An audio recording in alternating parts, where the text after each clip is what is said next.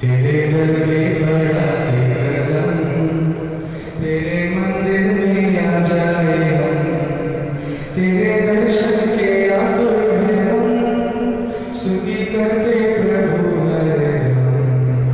तेरे दर पे बढ़ाते कदम, तेरे मंदिर में आ जाए हम, तेरे दर्शन के आतुर हैं हम, स्तुति करते प्रभु हरदम।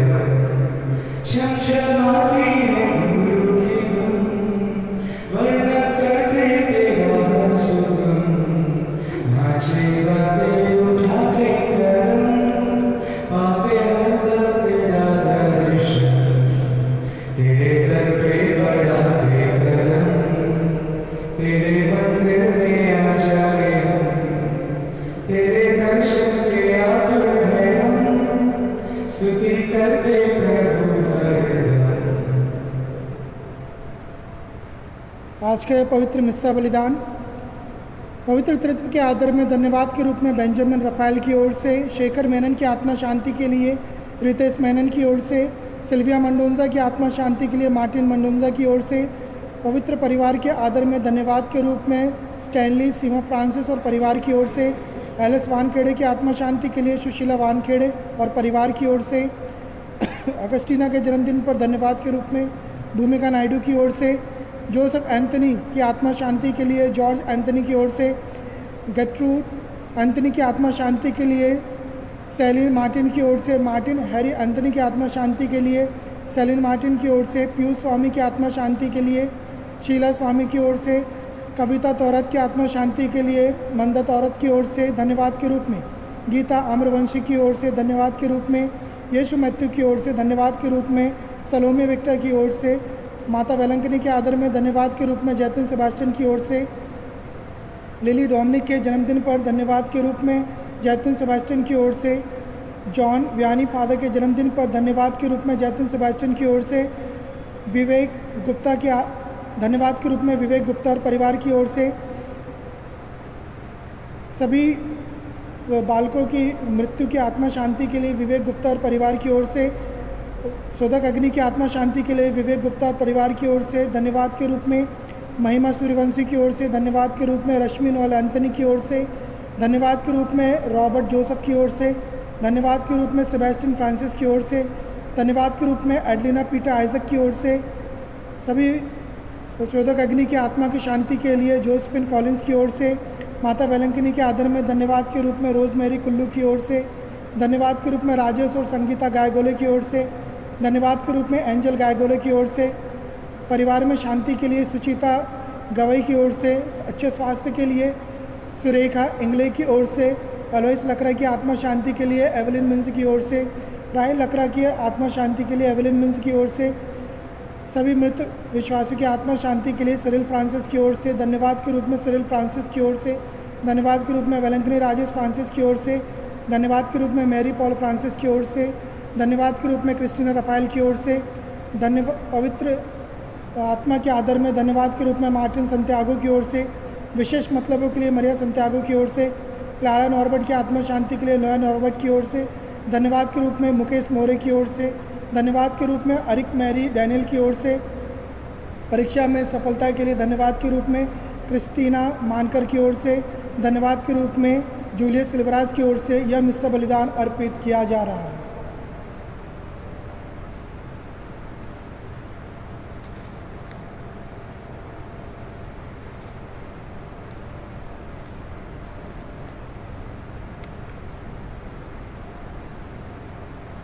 पिता और पुत्र और पवित्र आत्मा के नाम पर हमारे प्रभु यीशु क्रिस्त की कृपा, ईश्वर का प्रेम तथा पवित्र आत्मा का सहचर्य आप सबों को प्राप्त हो।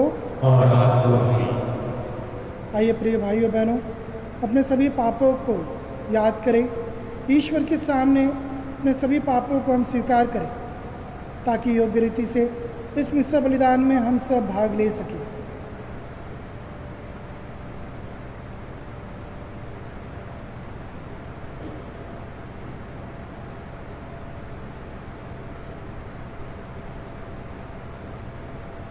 हम सब मिलकर बोले, हे भाइयों बहनों, मैं सर्वशक्तिमान परमेश्वर और आप लोगों के सामने स्वीकार करता हूँ कि मैंने मनुष्य कर्म से और अपना कर्तव्य पूरा न करने से बार-बार पाप किया है। मैं अपना दोष स्वीकार करता हूँ, इसलिए धन्यवाद नियम से सब स्वर्गदूतों, सब संतों और आप लोगों से हे भाई और बहनों विनती करता हूँ कि आप मेरे लिए प्रभु परमेश्वर से प्रार्थना करें। सर्वशक्तिमान ईश्वर हम लोगों पर दया करे और हमारे पाप क्षमा कर हमें अनंत जीवन प्रदान करे। आमीन। दया करो भगवान, दया करो भगवान, दया करो भगवान, दया करो भगवान, दया करो हे कृष्ण प्रभुवर, दया करो हे कृष्ण प्रभुवर, दया करो, दया करो, दया करो भगवान,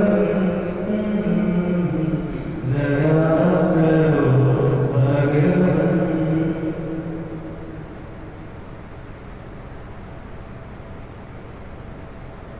सब जन मिलकर गाए हम ईश्वर की महिमा, भूमंडल के मानव को शांति मिले सदा।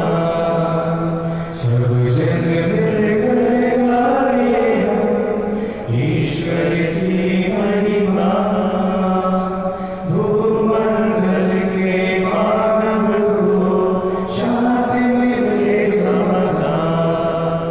हम तेरा गुण गाते, धन्य तुझे कहते, हम तेरा गुण गाते, धन्य तुझे कहते, तेरी प्रशंसा तेरी पूजा महिमा तेरी गाते।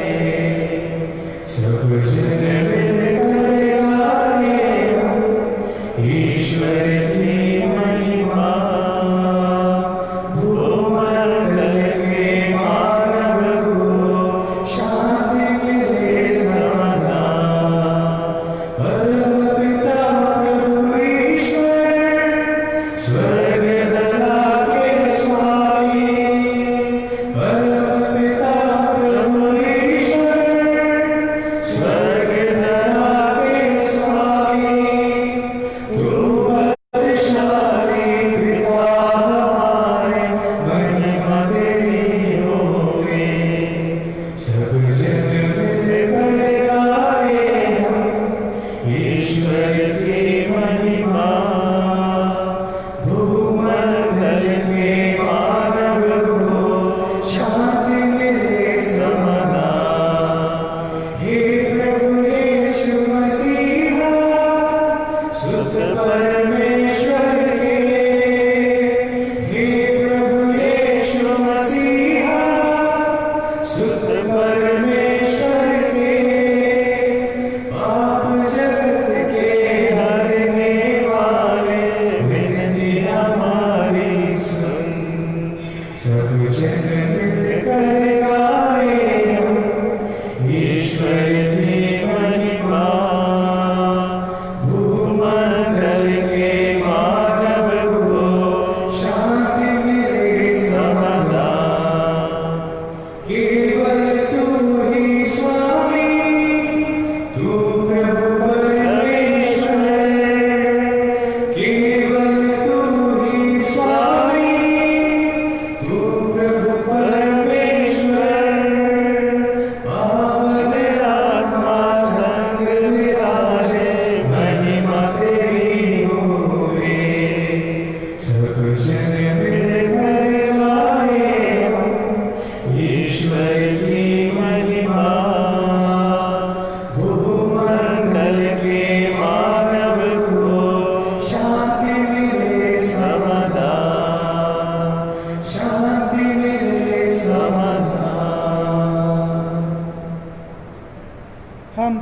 प्रार्थना करें। हे हमारे पिता ईश्वर, तू असीम स्नेह से हम पर शांतिप्रद वरदानों की वर्षा करता है। हमारा जीवन भी तेरा ही वरदान है। हम तुझसे प्रार्थना करते हैं कि तू इसे अपने प्रेम से संपूर्ण और सुदृढ़ बना दे तथा इसका पथ प्रदर्शन कर। हम यह मांगते हैं अपने प्रभु और तेरे पुत्र यीशु क्रिस्त के द्वारा, जो ईश्वर होकर तेरे तथा पवित्र आत्मा के साथ युगानुग जीते और राज्य करते हैं। आमीन।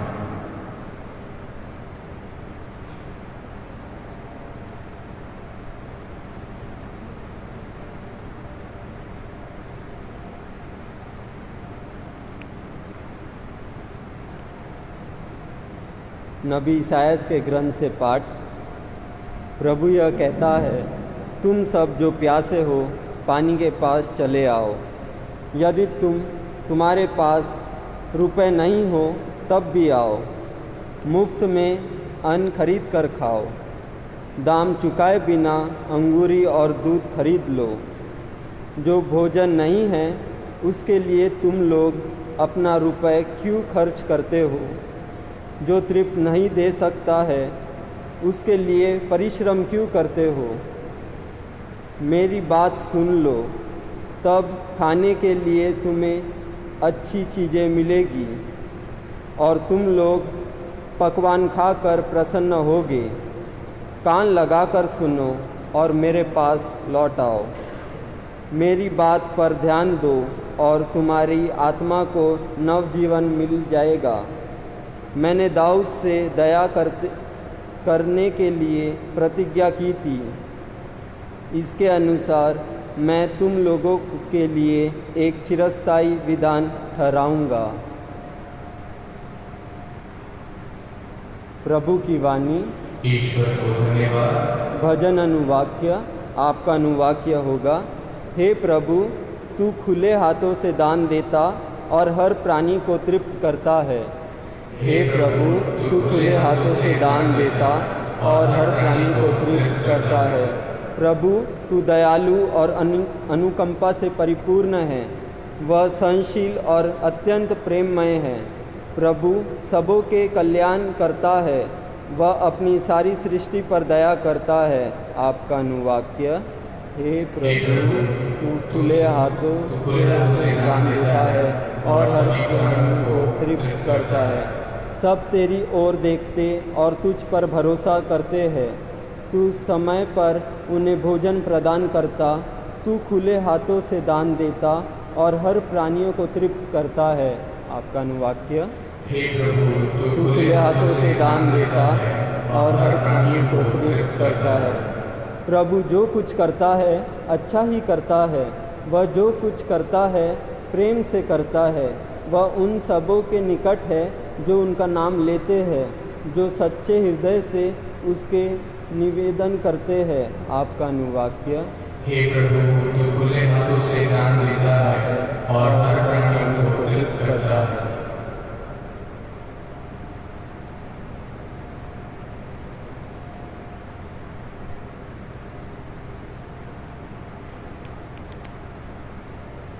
दूसरा पाठ। रोमियों के नाम संत पौलुस का पत्र। कौन हमको मसीह के प्रेम से वंचित कर सकता है? क्या विपत्ति या संकट, क्या अत्याचार, भूख, नग्नता, जोखिम या तलवार? किंतु इन सब बातों पर हम उन्हीं के द्वारा सहज ही विजय प्राप्त करते हैं जिन्होंने हमें प्यार किया है। मुझे दृढ़ विश्वास है कि न तो मरण या जीवन, न स्वर्गदूत या नरकदूत, न वर्तमान या भविष्य, न आकाश या पाताल की कोई शक्ति और न समस्त सृष्टि में कोई या कुछ हमें ईश्वर के उस प्रेम से वंचित कर सकता है जो हमें हमारे प्रभु यीशु मसीह द्वारा मिला है।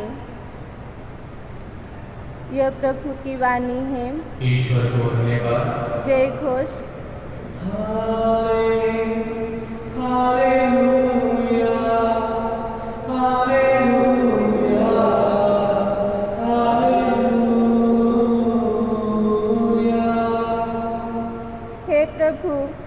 शिक्षा ही सत्य है, हमें सत्य की सेवा में समर्पित कर।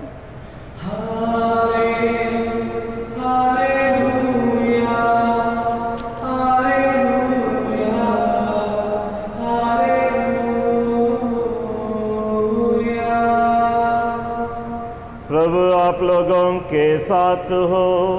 और आपके साथ भी। संत मत्ती के अनुसार पवित्र सुसमाचार। प्रभु की जय।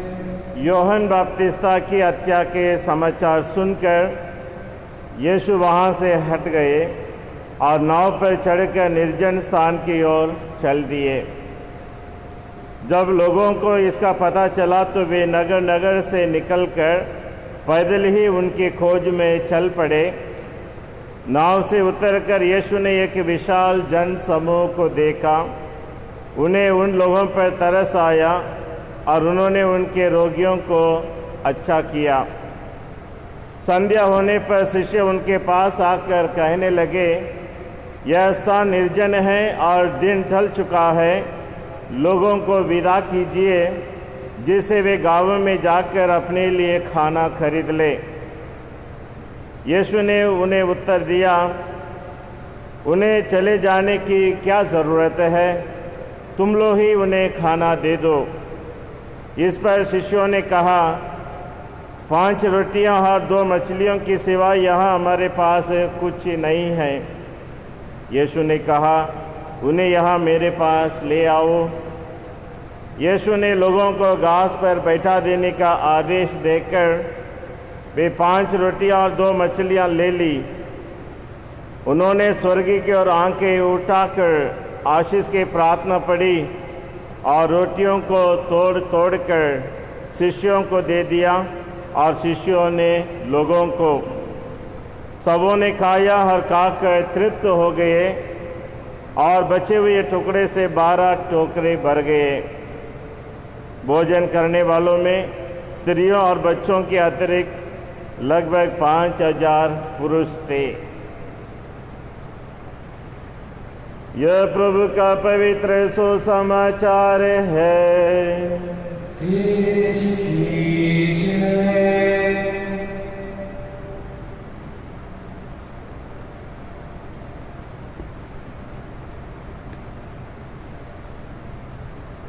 क्रिस्त में मेरे प्यारे भाई तथा बहनों, अगस्त 4 तारीख को हम संत जॉन मैरी वियनी का त्यौहार मनाएंगे। यह उनका त्यौहार का दिन है और संत जॉन मैरी वियनी सभी पल्ली पुरोहितों का संरक्षक संत है। इस महान संत को याद करते हुए हम आज उनके बारे में थोड़ा सीखने के लिए कोशिश करेंगे। सेंट जॉन मैरी वियनी का जन्म 8 मई 1786 में फ्रांस देश में हुआ। कुछ समय तक नेपोलियन के साथ सैनिक बनकर सेवा कार्य में लगे रहे और उसके बाद उन्हें मन लगा कि वह पुरोहित बनना चाहिए, इसलिए वह पुरोहित की पढ़ाई करने के लिए सेमिनरी चले जाते हैं और सेमिनरी में पढ़ाई करते करते उन्हें बहुत कठिन लगा, विशेष रूप से लातिन भाषा को सीखने में। बहुत कोशिश करने के बाद बड़ी मुश्किल से आगे चल सकें और वहाँ के अधिकारी लोग, पुरोहितगण और बिशप यही सोचने लगे, क्या यह फादर बन सकता है? इतनी कमज़ोर पढ़ाई करने वाले किस प्रकार की पुरोहित बन सकता है? ऐसा करके संदेह करने लगे और आखिरी में सभी लोग मिलकर निर्णय लिया उन्हें पुरोहिताभिषेक दिया जाए। 1815 में वह पुरोहित बना और बिशप स्वामी ने सोचा यह तो ज़्यादा बुद्धिमान नहीं है, पढ़ाई लिखाई में बहुत कमज़ोर है, ज़्यादा कलाकारी भी नहीं है और इसलिए उसे एक गांव, दूर गांव में, छोटे से गांव में उनको पहला अपॉइंटमेंट मिला और कमाल हुई, ईश्वर ने उसको साथ दिया और उन्होंने 40 बरस तक एक ही गांव में रहकर बहुत से लोगों को और विशेष रूप से फ्रांस के हर एक के परिवार में उन्होंने अपना छापा डाल दिया है। क्योंकि संत जॉन मेरी वियनी अपने बुलाहट के प्रति समर्पित थे और लोगों की सेवा में कभी पीछे नहीं हटते थे। और वे पुरोहित जॉन मेरी वियनी उपदेश देना बहुत सरल भाषा में उपदेश दिया करते थे। और संत जॉन मेरी वियनी के जीवन में विशेषता है, उनके दिल में यूकरिस्त में उपस्थित यीशु के प्रति विशेष प्यार था। ये लव द यूकरिस्ट और माता मरियम से बहुत प्यार करता था। और इसके अलावा सेंट जॉन मेरी वियनी के लिए मध्यस्थता करने के लिए उन्होंने चुना संत फिलोमिना को। संत फिलोमिना आप जानते हैं, मैसूर में एक बहुत बड़ा कैथेड्रल भी है सेंट फिलोमी के नाम से। तो संत जॉन मेरी वियनी ने अपने संरक्षक संत के रूप में संत फिलोमिना को चुना। और आपका संरक्षक संत कौन है? आप किस संत से प्रार्थना करते हैं? क्या आपके लिए कोई संत है? यदि नहीं है तो आप मन बना लीजिए। मेरे लिए 4 संत लोग हैं। मैं सबसे अधिक माता मरियम, सेंट जोसेफ और सेंट एंटनी और सेंट मार्टिन, ये 4 संत लोगों को मेरे आगे पीछे रखता हूँ ताकि मेरे सभी ज़रूरतों में वे मेरी मध्यस्थता करें और मेरे पुरोहिताई जीवन के कार्य में मेरी मदद करें। इस प्रकार हम हर एक व्यक्तियों के जीवन में प्यारे भाई तो बहनों कोई ना कोई संत होना चाहिए। एक नहीं 2 भी, मेरे जैसा 4 भी आप रख सकते हैं। इस प्रकार हमारा क्रिस्तीय जीवन की उन्नति में आगे बढ़ने में भी हमारे लिए निरंतर मध्यस्थता करते हैं। और सेंट जॉन मेरी वियनी की विशेषता है कि लोग बहुत दूर दूर से फ्रांस देश के कोने कोने से उनके पास आया करते थे पाप स्वीकार करने के लिए, क्योंकि उनके पाप स्वीकार में इतने जोश था। छिपे हुए उन सभी पाप के रहस्यों को प्रकट करते थे। और जो व्यक्ति पाप स्वीकार उनसे करता है, हर प्रकार के पाप से बंधन से छुटकारा पाकर एक स्वतंत्र व्यक्ति बनकर जाता है। इसलिए बहुत से लोग 2 दिन 3 दिन तक आकर लाइन में खड़े हो जाते थे उनसे पाप स्वीकार करने के लिए। और इस प्रकार वह 18 से 20 घंटा पाप स्वीकार में बैठते थे। और नींद बहुत से कम 2-3 घंटा। और उनके खाना भी बहुत सरल है, आलू उबाल कर खाते थे। तो इस प्रकार सेंट जॉन मेरी वियनी ने पुरोहिताई जीवन को इतनी प्रभावशाली बना दिया। जो बिशप स्वामी ने पुरोहितों ने समझा यह पुरोहित बनने के लिए लायक नहीं, मगर ईश्वर ने उनके द्वारा इतनी महान कार्य किया, तो आज भी उसका तुलना किसी से कर नहीं सकता है। जी हाँ प्यारे भाई तो बहनों, पुरोहिताई जीवन प्रभु का है। और जब लोगों को ईश्वर बुलाता है, उन्हें अयोग्य होने के बावजूद योग्य बनाकर अपने सेवा कार्य में इस्तेमाल करता है। और इसलिए हम में से कोई भी व्यक्ति फादर बनने के लिए या सिस्टर बनने के लिए पीछे नहीं हटना चाहिए। मुझे बोलने नहीं आता, मुझे पढ़ना नहीं आता, मैं ज़्यादा बुद्धिमान नहीं हूँ, मगर यीशु के लिए ऐसी लोगों को चाहिए जो बुद्धिमान नहीं है, कलाकारी नहीं है। तब ईश्वर उन्हें इस्तेमाल करता है, अपने आत्मा द्वारा उन्हें संचालित करता है और हजारों की संख्या में लोगों को आपके कार्य द्वारा यीशु आकर्षित करता है। और इसलिए कोई भी पुरोहित यह घमंड ना करें कि मैंने किया है।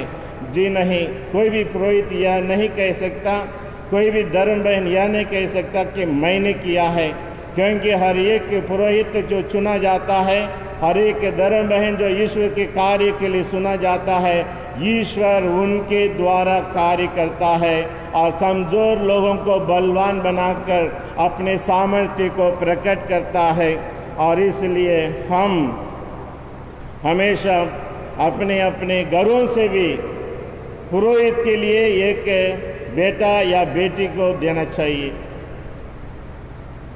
लोग कहते हैं फादर जी हमारे पास एक ही बेटा है, हम कैसे भेजेंगे?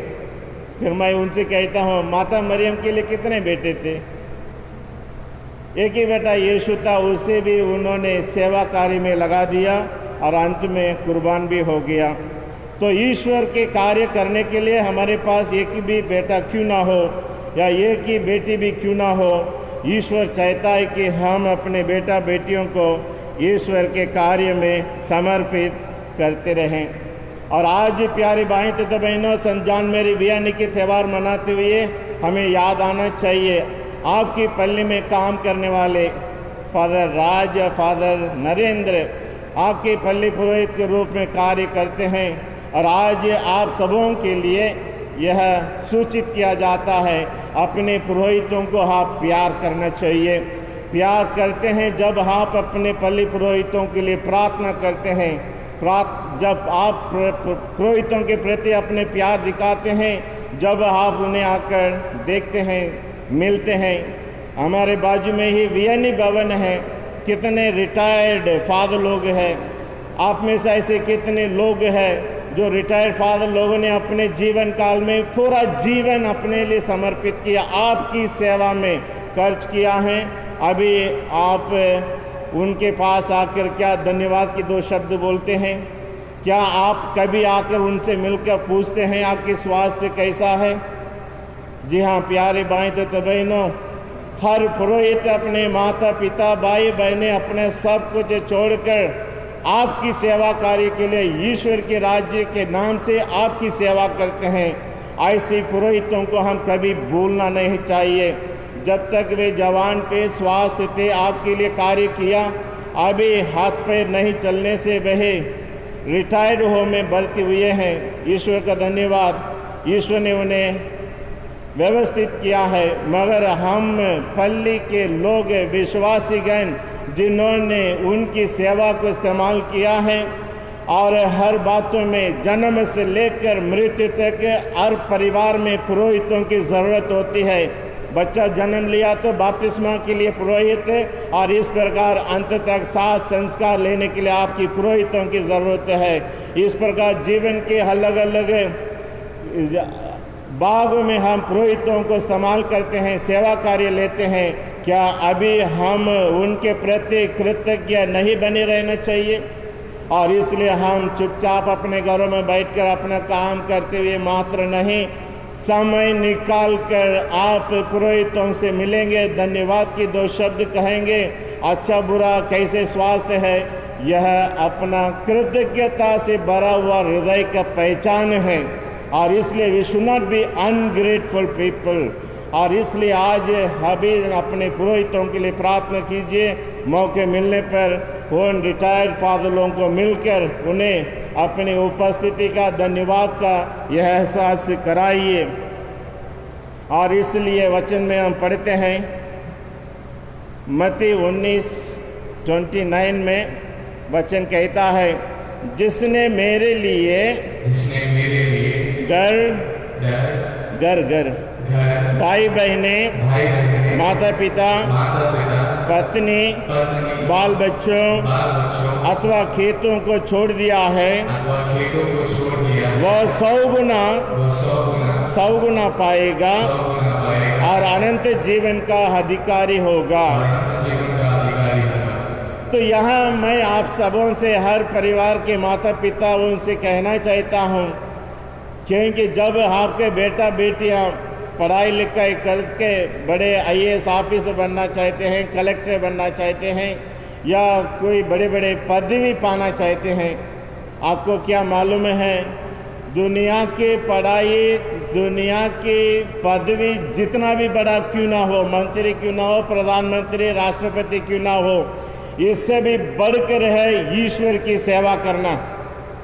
क्योंकि जब आप अपने बच्चों को दुनिया की सेवा कार्य में अर्पित करते हैं और उसका लाभ सीमित है, आपको अच्छा वेतन मिलेगी, अच्छा घर द्वार मिलेगी और आप काम करेंगे, सेवा करेंगे, दुनिया के अंत में रिटायर होकर यूं ही समाप्त हो जाएगी।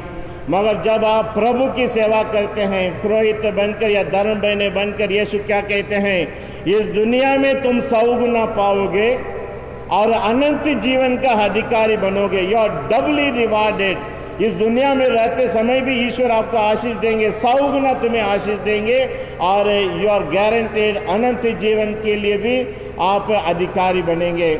जी हाँ प्यारे भाई तथा बहनों, ईश्वर के नाम से जब यीशु कहता है मेरे नाम से एक गिलास पानी भी तुम क्यों ना पिला दे, तुम्हें पुरस्कार से वंचित नहीं रहेंगे। कि हर एक पुरोहित जब आप धर्म बहन प्रभु के लिए अपने पूरा जीवन समर्पित करते हैं तो ईश्वर भी हमारे प्रति दयालु बनता, कहता है 100 गुना इस दुनिया में रहते समय तुम्हें पुरस्कार मिलेगा और अनंत जीवन का भी हकदार बनेंगे। और इसलिए मेरा अनुरोध है आप सभी माता पिताओं से प्रार्थना है, अपने मार्टिन पल्ली के हर परिवार से एक लड़का या लड़के फादर बनना चाहिए, सिस्टर बनना चाहिए। और जब आपके घर से फादर सिस्टर बनते हैं, आपका परिवार को प्रभु यीशु के विशेष कृपा बनती है, विशेष आशीष मिलती रहती है, और उस घर पर ईश्वर की विशेष कृपा बनी रहती है। और इसलिए अपने बच्चों को प्रोत्साहित कीजिए, सिर्फ इच्छा मात्र रखने से पर्याप्त नहीं। जब मैं कहता हूँ आपके बच्चे को फादर बनने के लिए, सिस्टर बनने के लिए भेजो, तो माता पिता यही जवाब देते हैं, फादर हमारे तरफ से कोई रुकावट नहीं है, यदि बच्चा चाहे तो बनने दो। दैट इज़ नॉट इनफ, वो उतना पर्याप्त नहीं। जब तक आप परिवार में उचित वातावरण उत्पन्न नहीं करेंगे, परिवार में प्रतिदिन प्रार्थना नहीं चलेगी, और हर माता पिता अपने बच्चों से पुरोहित के बारे में, धर्म बनने के बारे में अच्छी बातें नहीं बोलेंगे, उनके दिल में पुरोहित बनने की इच्छा कैसे आएगी। और इसलिए माता पिता सिर्फ इच्छा रखने से मात्र पर्याप्त नहीं, परिवार में ऐसे वातावरण बनाइए और ऐसे माहौल बनाइए, प्रार्थनामय वातावरण, संस्कारों के प्रति, पुरोहितों के प्रति, कलीसिया के प्रति एक विशेष प्यार देखना बच्चे लोग देखना चाहते हैं। और जब इस प्रकार आप ऐसे वातावरण पैदा करेंगे, जरूर आपके बच्चे भी ईश्वर की सेवा में समर्पित होंगे। इसलिए हर माता पिता देखिए आपके बच्चे फादर बने, सिस्टर बने, और ईश्वर के विशेष कृपा के लिए आप और आपके परिवार योग्य बनेंगे। सेंट जॉन मैरी वियानी के बारे में बोलते हुए, सेंट जॉन मैरी वियानी प्रार्थना के बारे में क्या बोलते हैं? सेंट जॉन मैरी वियानी प्रार्थना के बारे में यही बताते हैं, प्यारे भाई तो बहनों, ग्रास जो सूखा घास है वो फैला हुआ है ऐसा दूर दूर अकेला एक एक ग्रास, और यदि आप उस घास जो सूखा है उससे आग लगाएंगे क्या होगा? थोड़ी सी जलेगी, वहीं कहीं फुसफुस ऐसी समाप्त हो जाएंगी। मगर सेंट जॉन मैरी वे नहीं कहते हैं पूरे घास को इकट्ठा कर लो, एक बहुत बड़ा बंडल बना दो और उस पर आग लगाओ, क्या होगा परिणाम? पूरे बंडल जलकर बादलों को चीरकर आकाश तक पहुंचेगी धुआं और आगे। तो संत जॉन मैरी वियानी बताते हैं कि जैसे अकेला घास जलने से थोड़ी सी प्रभाव है, मगर पूरे बंडल जलने से ज़्यादा प्रभाव उसी प्रकार है जब हम सामूहिक रूप से प्रार्थना करते हैं कलीसिया चर्च के रूप में। और विशेषकर आजकल मार्टिन नगर में अपने पल्ली में पूरे बस्ती 800 परिवार मिलकर प्रार्थना करता है, तो इसकी प्रभाव देखिए। यदि आप अकेला घर प्रार्थना करेंगे, अकेला घर में भी प्रार्थना होनी चाहिए, मगर इससे भी बढ़कर ज़्यादा महत्वपूर्ण है सामूहिक प्रार्थना। जैसे बंडल के घास जलने से बादलों को चीरकर आकाश तक पहुंचती है, ईश्वर तक पहुंचती है, उसी प्रकार सामूहिक प्रार्थना जब पूरे बस्ती 800 परिवार मिलकर रोजरी माला बोलते हैं, निसंदेह मैं गारंटी देता हूं प्यारे भाई तथा बहनों, बहुत प्रभावशाली होती है और ईश्वर के सिंहासन तक पहुंचती है और हमारे पूरे पल्ली को सुरक्षित रखती है। कोरोना वायरस से भी क्यों ना हो, बीमारी से क्यों ना हो, हर प्रकार की बुराई से क्यों ना हो, इतनी ताकतवर है। इसलिए हम व्यक्तिगत प्रार्थना तो अकेले में जरूर करना चाहिए, मगर जब कभी हमें मौका मिले सामूहिक प्रार्थना को हम कभी छोड़ना नहीं चाहिए। इसलिए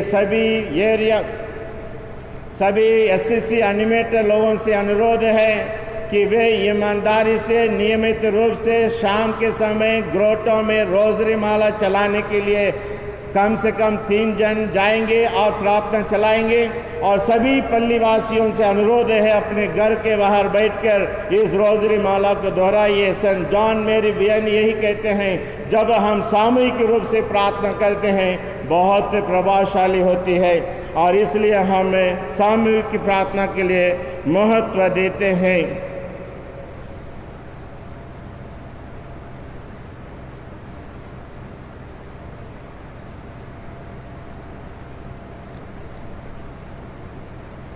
तो जब बात आती है हमारे घरों में बच्चे लोग फादर बनना चाहिए, सिस्टर बनना चाहिए, उसी प्रकार यीशु के समय भी एक धनी युवक जो पैसा वाला आकर यीशु से कहता है, प्रभु अनंत जीवन पाने के लिए मुझे कौन सा अच्छा कार्य करना चाहिए।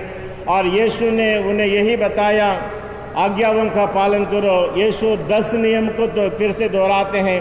बहुत से लोग बोलते हैं 10 नियम तो फादर जी पुराने लोगों के लिए, हमारे लिए ऐसा कुछ नियम नहीं है।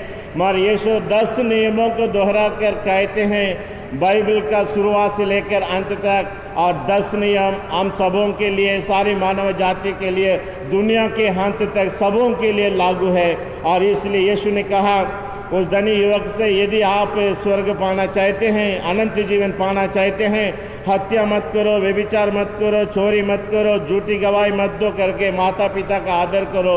10 नियम को दोहराया है, और इसलिए 10 नियम आज भी हमारे लिए लागू है।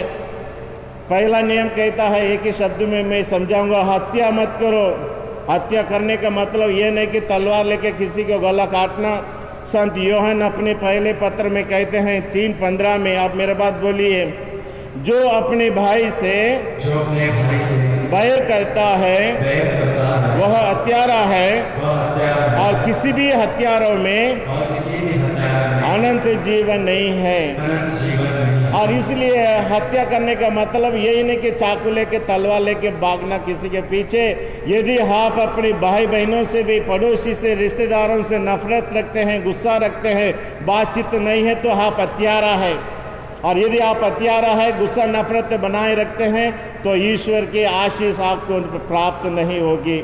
हमेशा ऐसे कितने परिवार हैं, हमेशा ऐसे कितने लोग हैं, पड़ोसी से बातचीत नहीं, रिश्तेदारों से बातचीत नहीं, भाई बहनों से बातचीत नहीं है। प्यारे भाई तो बहनों, ये क्रिस्तीय जीवन का कलंक है। ईश्वर की आशीष आपके ऊपर कभी नहीं आई, क्योंकि वचन कहता है किसी भी हत्यारी में अनंत जीवन नहीं है, तो ईश्वर की आशीष भी नहीं है। और यदि आप इस प्रकार मन मुटाव बनाए रखते हैं, तो आप ईश्वर के आशीष से वंचित रहेंगे। और यदि ईश्वर के आशीष से वंचित रहेंगे, आप अपने जीवन में कभी सुखी नहीं रहेंगे, खुश नहीं रहेंगे, आपके परिवार में तलवार मंडराती रहेगी। और इसलिए माफ़ कीजिए, यीशु के समान बड़ा दिल बनाकर माफ़ कीजिए, और आपके क्रिस्तीय जीवन को आनंदमय, खुशीमय बनाइए। दूसरा आज्ञा यीशु ने कहा, व्यभिचार मत करो।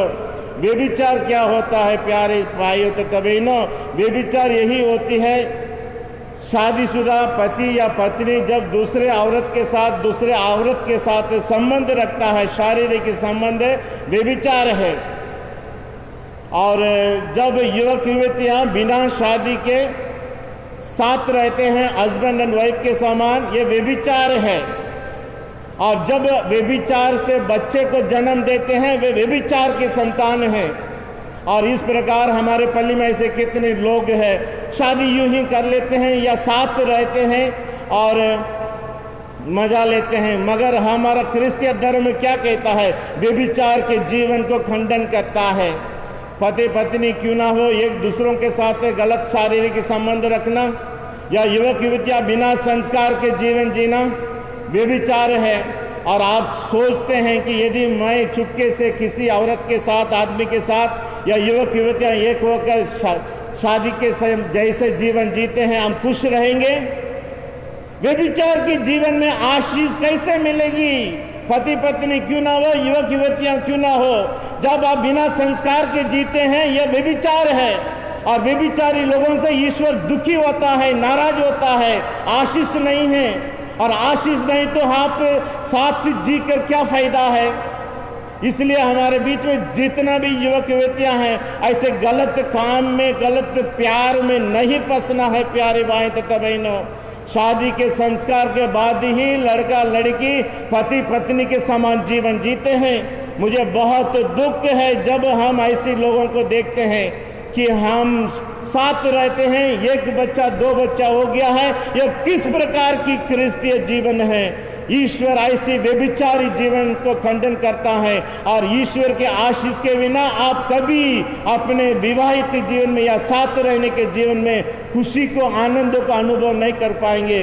Then why are you condemning yourself? आप अपने आप को इस प्रकार धोखा क्यों दे रहे हो? और इसलिए सभी युवक युवतियों से मेरा अनुरोध है कि आपकी प्यार को सही डायरेक्शन दीजिए कि कोई लड़का अच्छा लग गया, लड़की अच्छी लगी है, हम दोनों साथ ही जिएंगे। ये जानवर, ये जीवन है। जानवर तो ऐसे किसी के लोगों के पीछे भागता है, किसी जानवर के पीछे भागता है, मगर हम इंसान हैं। ईश्वर ने हमें बुद्धि दिया है अच्छाई बुराई को फरकने के लिए, और इसलिए जानवर जैसा व्यवहार करके अपने शरीर जो पवित्र आत्मा का मंदिर है, इसे शैतान का अड्डा मत बनाइए। तुम्हारे कारण जो लड़का लड़कियां ऐसा जीवन जीते हैं, तुम्हारे पूरे घर में शैतान की निवास होती है, और जिस घर में शैतान के निवास होता है और अनेक प्रकार की बीमारियों का, अनेक प्रकार की अशांति का समस्याओं को सामना करते हैं। बहुत से लोग आकर बोलते हैं, फादर जी रात में मेरे पैर को कोई खींचता है, मेरे कपड़े को कोई खींचता है, दरवाजा खटखटाता है, मुझे नींद नहीं आती, रात में मुझे डर लगता है। क्यों नहीं लगेगा? जब इस प्रकार की तुम पाप की, अधर्म की जीवन जीते हो, तुम्हारा घर, तुम्हारा दिल, तुम्हारा शरीर शैतान का अड्डा है, तुम्हें चैन से रहने नहीं देगा। और इसलिए प्रभु का वचन कहता है, व्यभिचार मत करो, आपको साथी ही जीना है तो शादी का संस्कार ग्रहण करो। इस प्रकार अपने आप को पवित्रता में जीवन जिए। जब इस प्रकार के व्यभिचार की जीवन हम चारों तरफ देखते हैं, हम बुलाहट का कैसे एक्सपेक्टेशन कर सकते हैं? बुलावा कैसे मिलेगी? जो भी अधर्म किया है, प्रभु के पास वापस आना है। जो भी करने के लिए सोचता है, सावधान रहे, अपने जीवन को बर्बाद मत कीजिए। युवक युवतियों, पवित्रता में जीवन जीने के लिए, शुद्धता में जीवन जीने के लिए, शादी के संस्कार ग्रहण करके जीने के लिए कोशिश कीजिए। और माता पिता का आदर कर, ये भी ईश्वर की आज्ञा है। माता पिता को, जिसने तुमको जीवन दिया, तुम्हें बड़ा किया, पालन पोषण किया, शादी कराया, ऐसी माता पिताओं को हमारे बीच में ऐसे कितने युवक युवतियां हैं, उन्हें लात मारते हैं, कपड़े खींच के बाहर लाकर मारते हैं। बड़े दुख की बातें हैं प्यारे भाई तथा बहनों। क्या आप अपने माता पिता को इस प्रकार आदर करते हो? फिर आपकी जीवन में आशीष कहां से आएगी? आप जीवन में कैसे खुश रहेंगे? जो माता पिता का अनादर करता है, अपमान करता है, वह जीवन में कभी खुश नहीं रहेगा। उसके घर में कभी दिया जलेगी नहीं, अंधेरा बने रहेगी। हर प्रकार की बुराइयां तुम्हारे घर में आएगी। और इसलिए वचन कहता है, प्रवक्ता ग्रंथ 3:18 में वचन कहता है, जो अपने पिता का त्याग करता है, जो अपने पिता का त्याग करता है, वह ईश के निंदक के बराबर है। वह ईश्वर के निंदक के बराबर है। ईश निंदक के बराबर है। ईश निंदक के बराबर है। जो अपनी माता को दुख देता है, जो अपनी माता को दुख देता है, वह ईश्वर द्वारा अभिशप्त है। वह ईश्वर द्वारा अभिशप्त है। जी हाँ प्यारे भाई तथा बहनों, जिस माता ने हमें जन्म दिया, बड़ा पालन किया, पोषण किया, उसकी हर एक आंसू, यदि माँ हमारे कारण आंसू बहाती है, उसकी आंख की आंसू की एक एक बूंद तुम्हारे लिए अभिशाप है। और जो बेटा बेटी अपने माता पिता को दुख देते हैं, आप जीवन में कभी खुश नहीं रह सकते हैं। इसलिए माता पिता का आदर कीजिए, सम्मान कीजिए और उनकी सेवा कीजिए, ताकि आपके घर में ईश्वर की आशीष हमेशा बनी रहेगी। और इसलिए होशियार रहिए, अपने माता पिताओं के साथ आप किस प्रकार के व्यवहार करते हैं। संत जॉन मेरी वियनी कहते हैं, संत लोगों की जीवन और साधारण लोगों की जीवन कैसा देखिए। यदि आप में से किसी के लोग आपके बारे में अच्छा बोला है, ये बहुत अच्छा कलाकार है, गाने वाला है, ड्राइंग करने वाला है, या अच्छा गीत गाने वाला है, आपको बहुत अच्छा लगता है, very good, I feel very happy. मगर यदि आपके बारे में कोई बुरा शब्द बोल दिया, ये ऐसा है, अपनी बुराइयों को, जो भी कमियां हैं उसे बताने से आप बहुत दुखी हो जाते हैं, निराश हो जाते हैं, ये आदमी बहुत बेकार है बोलेंगे। मगर संत लोग कैसे कहते हैं? संत लोग कहते हैं, यदि संत कहता है यदि मेरे बारे में अच्छा ही बोलेंगे तो उसको अच्छा नहीं लगता है, उनकी अच्छाइयाँ गुप्त रहना चाहिए। मगर जब हम संत लोगों के बारे में कमियों को बताते हैं, बुराइयों को बताते हैं, वे बहुत खुश होते हैं। क्यों? क्योंकि मुझे मेरी बुराइयों को सुधारने के लिए किसी ने तो मुझे मौका दिया है। तो इस प्रकार हम संत लोग कि जैसे जब हमारे बारे में कोई बुराई बोली जाती है उसे स्वीकार कीजिए, ताकि हम उसे सुधार कर अपने जीवन का और परिपक्व बनाएंगे। इसलिए हम सभी जन जो विश्वासी है, बपतिस्मा लिया है, सभी जन संत बनने के लिए बुलाए गए हैं। All are called to be saints. इसलिए इस जीवन काल में सबों को संत बनने के लिए प्रयास करते रहना है। इसलिए पहला कोरिन्थी अध्याय 1:2 में संत पौलुस हमें बताते हैं, आप मेरा बात बोलिए, आप लोग ईसा मसीह के द्वारा पवित्र किए गए हैं और उन सब के साथ संत बनने के लिए बुलाए गए हैं। जो कहीं भी हमारे प्रभु ईसा मसीह के अर्थात अपने तथा हमारे प्रभु का नाम लेते हैं।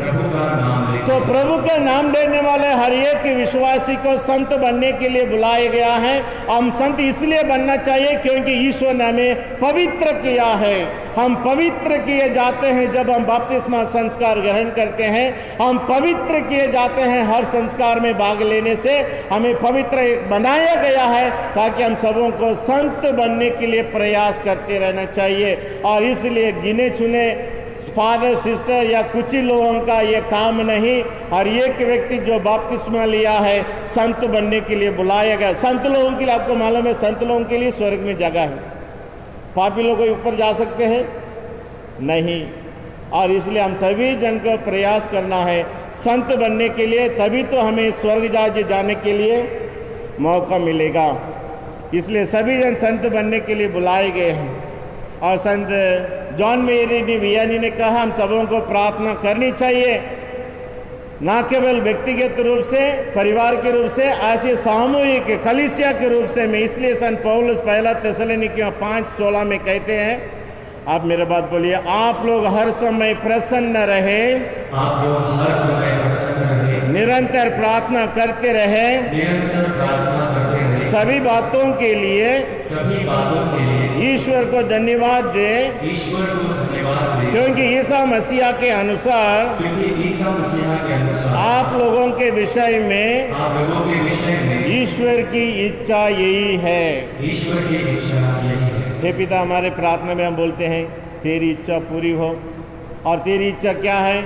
ईश्वर की इच्छा हम सबों के लिए यही है प्यारे भाई तथा बहनों, कि हम निरंतर प्रार्थना करते रहें, हर बातों के लिए ईश्वर का धन्यवाद देते रहें। और जब हम इस प्रकार धन्यवाद देते हुए अपने सभी ज़रूरतों के यीशु के सामने प्रस्तुत करते हैं तो ईश्वर हमसे प्रसन्न होता है। और इसलिए हमें निरंतर प्रार्थना करते रहना चाहिए। इसके असर क्या है? जो क्रिस्तीय परिवार, जो क्रिस्तीय व्यक्ति निरंतर प्रार्थना करता है, इसे जॉयफुल पर्सन, हमेशा खुश रहता है। तो अपने आप में पूछो, आप हमेशा खुश रहते हो या दुखी रहते हो? यदि आप दुखी है, इसका मतलब नहीं आप प्रार्थना नहीं करते हैं, वचन नहीं पढ़ते हैं, ईश्वर संबंधी बातों में रुचि नहीं दिखाते हैं। If you are a happy person, यदि आप खुश है, हर समय प्रसन्न रहते हैं, दुख रहेगा, परेशानी रहेगा, स्टिल यू आर हैप्पी। क्यों? क्योंकि आप अपने सभी दुखों को, कष्टों को प्रार्थना के द्वारा ईश्वर के चरणों में समर्पित करते हैं। So you will be a happy person. इसलिए हमें निरंतर प्रार्थना में लगे रहना चाहिए। पुरोहितों के बारे में वचन कहता है इब्रानी 5:1 में, प्रत्येक प्रधान याजक मनुष्यों द्वारा चुना जाता है, मनुष्य द्वारा चुना जाता है, नहीं, मनुष्यों में से चुना जाता है मनुष्यों में से चुना जाता है और ईश्वर संबंधी बातों में और ईश्वर संबंधी बातों में मनुष्यों का प्रतिनिधि नियुक्त किया जाता है, मनुष्यों का प्रतिनिधि नियुक्त किया जाता है, जिससे वह भेंट और पापों के प्रायश्चित के लिए और पाप के प्रायश्चित के लिए बलि चढ़ाए। कोई अपने आप यह गौरवपूर्ण पद नहीं अपनाता। प्रत्येक प्रधान याजक आरोन की तरह ईश्वर द्वारा बुलाया जाता है। जी हाँ प्यारे भाई तथा बहनों, ईश्वर हर पुरोहित को बुलाता है, ईश्वर हर धर्म बहनों को बुलाता है ईश्वर के राज्य में कार्य करने के लिए। और इसलिए हमें यह नहीं कहना चाहिए कि ईश्वर ने मुझे नहीं बुलाया। ऐसा कभी हो सकता है कि ईश्वर सबों को बुलाता है। क्यों? क्योंकि फसल तो बहुत है। हम ईसाई लोग ओनली 2%, 92% अन्य जाति के लोग हैं। तो सुसमाचार की घोषणा करने के लिए बहुत से लोगों को जरूरत है। इसलिए यीशु कहता है फसल बहुत है मगर मजदूर थोड़े ही हैं। इसलिए फसल के स्वामी से प्रार्थना करो कि वह फसल काटने के लिए मजदूरों को भेजें। तो पुरोहितों के लिए आप निरंतर प्रार्थना करना चाहिए, धर्म बहनों के लिए निरंतर आप प्रार्थना करनी चाहिए। प्रार्थना करते करते अपने घरों से भी एक एक जन को भेजना है। जब इस प्रकार हम ईश्वर के कार्य को आगे बढ़ाने के लिए अपना योगदान देते हैं, अपने बच्चों को समर्पित करते हैं, तो ईश्वर हमसे बहुत प्रसन्न होता है। जी हाँ प्यारे भाई तथा बहनों, सेंट जॉन मैरी वियनी के समान कितना भी मूर्ख बेवकूफ़ क्यों ना हो, जब हम ईश्वर की सेवा में अपने आप को अर्पित करते हैं, ईश्वर उन्हें बुद्धिमान बनाता है, ताकतवर बनाता है, हजारों की संख्या में लोगों को सुसमाचार सुनाता है। जी हाँ प्यारे भाई तथा बहनों, सेंट जॉन मैरी वियनी की याद करते हुए उन्हीं के समान हम भी पुरोहित बनने के लिए अपने बच्चों को भेजें, पुरोहितों के लिए प्रार्थना करें। और रिटायर्ड फादर जहाँ कहीं भी रहे, आप जहाँ कहीं भी रहे, पुरोहितों के प्रति आदर सम्मान दें। और हर पुरोहित ईश्वर द्वारा चुना जाता है और ईश्वर संबंधी बातों में रुचि रखता है, और इसलिए ईश्वरीय कार्य को करने के लिए उन्हें निरंतर ईश्वर की आशीष की ज़रूरत है। और इसलिए पुरोहित भी आपके समान आपके बीच में से चुना जाता है। कोई संत स्वर्ग से नहीं उतरता है। हर पुरोहितों में भी कमियां हैं, बुराइयां हैं, क्योंकि आपके बीच में से चुना हुआ। आप कौन सा संत है? मगर हम सभी जन संत बनने के लिए प्रयास करते हैं। और इसलिए जब कभी आप पुरोहितों में कमियों को देखते हैं, उंगली ना करते हुए उस पुरोहित के मन परिवर्तन के लिए, पुरोहित को शक्ति मिलने के लिए, सामर्थ्य मिलने के लिए अपने पुरोहितों के लिए प्रार्थना करनी चाहिए। इस प्रकार ईश्वर हमसे प्रसन्न होता है। जी हाँ प्यारे भाई तत्व बहनों, हम अपने पुरोहितों के लिए आज मिस्सा बलिदान में विशेष रूप से प्रार्थना करें। और हमारे पल्ली से बहुत से पुरोहित और धर्म बहन आकर ईश्वर की सेवा करने के लिए, समर्पित करने के लिए भी हम प्रार्थना करें।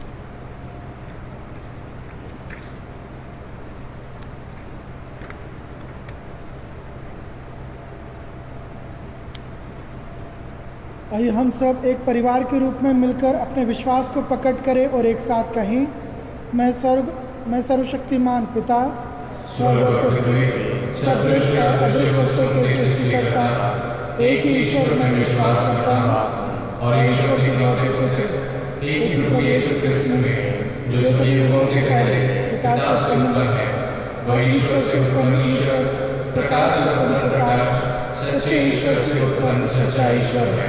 वह बनाया हुआ नहीं, उत्पन्न हुआ है। उसका और पिता का तत्व एक है। उसी के द्वारा सब कुछ सृष्टि किया गया है। वह मनुष्यों के लिए और हमारी मुक्ति के लिए स्वर्ग से उतरा और पवित्र आत्मा के द्वारा कुंवारी मरियम से शरीर धारण कर मनुष्य बन गया। वह हमारे लिए क्रूस पर ठोका गया। उसने पौलुस पिलातुस के समय युद्ध भोगा और वह मारा गया। वह धर्मग्रंथ के अनुसार तीसरे दिन जी उठा और स्वर्ग जाकर पिता की दाहिनी ओर विराजमान है। वह जीवित और मृतकों का न्याय करने के लिए महिमा के साथ फिर आएगा और उसके राज्य का भी अंत नहीं होगा। मैं प्रभु और जीवनदाता पवित्र आत्मा में विश्वास करता हूँ। वह पिता और पुत्र से प्रस्तुत होता है। पिता और पुत्र के साथ साथ उसकी आराधना और स्तुति की जाती है। वह नबियों के मुंह से बोला है। मैं एक ही पवित्र कैथोलिक तथा प्रेरित कलीसिया और पापों की क्षमा के लिए एक ही बपतिस्मा स्वीकार करता हूँ। मैं मृतकों के पुनरुत्थान और परलोक के जीवन की बाट जोता हूँ। आमीन।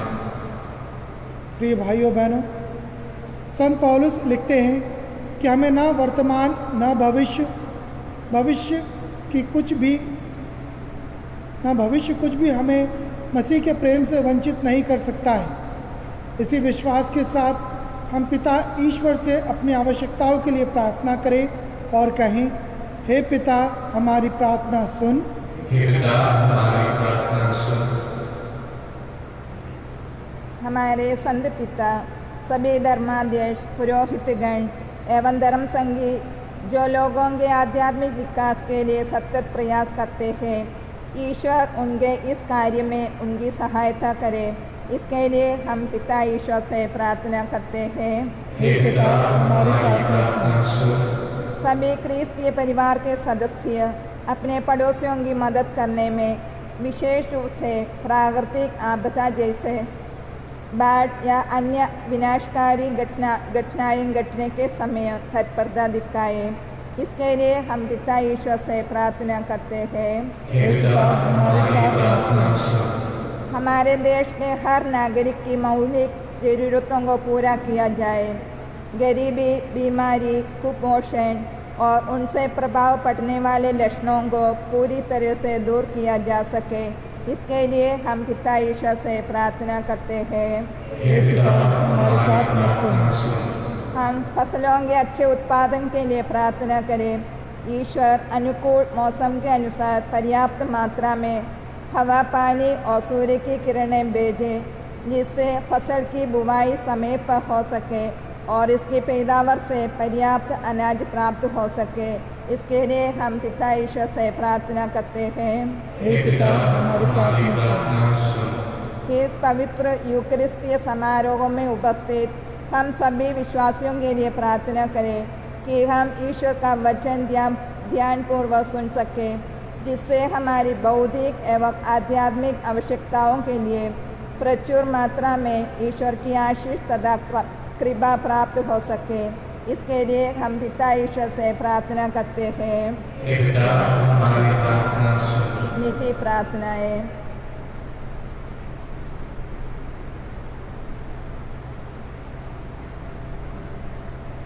हे प्रभु यीशु ख्रिस्त, हम तुझसे प्रार्थना करते हैं। आज के इस समय पर हम लगातार तुझसे प्रार्थना करते आए हैं और आज भी करते हैं कि यह जो महामारी है हमारे बीच में से प्रभु दूर हो जाए, ताकि हम सबों का जनजीवन सामान्य हो सके, कामकाज फिर से प्रारंभ हो सके, बच्चों की पढ़ाई बिना रुकावट के सुचारू रूप से चल सके और दुनिया में जो भी कार्य थम चुका है सब प्रारंभ हो सके। प्रभु जी, हम तुझसे प्रार्थना करते हैं, सभी डॉक्टर, नर्सेस, पुलिस, प्रशासन, जो भी लोग इसमें सहयोग दे रहे हैं प्रभु जी, ताकि इस परिस्थिति में भी किसी भी चीज़ की कमी, किसी भी व्यक्ति के स्वास्थ्य का नुकसान ना हो। इसके लिए हम प्रार्थना करें, हे पिता हमारी प्रार्थना सुन। आज के इस संत जॉन मैरी व्यानी की यादगारी के दिन पर हम प्रभु तुझसे प्रार्थना करते हैं और धन्यवाद देते हैं। एक सुंदर संत को तुमने हम सबों को प्रदान किया। जिसने एक सच्चे प्रोताई जीवन का आदर्श हमारे बीच में रखा। हम तुझसे प्रार्थना करते हैं हमारे मार्टिन नगर के प्रत्येक परिवारों के लिए, प्रत्येक उस बच्चे के लिए जिसने बपतिस्मा पाकर तेरे आशीष को ग्रहण की है। प्रभु, हम तेरी प्रार्थना, तेरी दया को उसके जीवन में मांगते हैं कि वो भी संत जॉन मेरी व्यानी के जीवन से अच्छी बातों को सीखकर एक सच्चा क्रिस्तीय का जीवन बिता सके, और प्रभु जी तेरी प्रेरणा के द्वारा संचालित होकर बच्चों को आगे लेके आ ताकि अच्छे पुरोहित बन सके, इस कलीसिया को संभाल सके, तेरे संस्कारों को लोगों तक प्रदान कर सके, तेरे वचनों को निडरता से लोगों के बीच में प्रचार कर सके। इसके लिए हम प्रार्थना करें। हे पिता, हमारी प्रार्थना सुन। हे प्रेम में पिता ईश्वर, हम तेरे पुत्र यीशु क्रिस्त को हमारे पास भेजने के लिए तुझे धन्यवाद देते हैं, जो सभी विश्वासियों के प्रति अपने प्रेम को व्यक्त करते हैं। संत पौलुस कहते हैं, कौन हमको मसीह के प्रेम से वंचित कर सकता है? क्या भूख, नग्नता, तलवार, वर्तमान, भविष्य, ऊंचाई या गहराई? हमें आशीर्वाद दे कि हम प्रभु यीशु में अपना विश्वास दृढ़ बनाकर उनके उत्साही अनुयायी बन सके। हम यह प्रार्थना करते हैं प्रभु क्रिस्त के द्वारा। आमीन।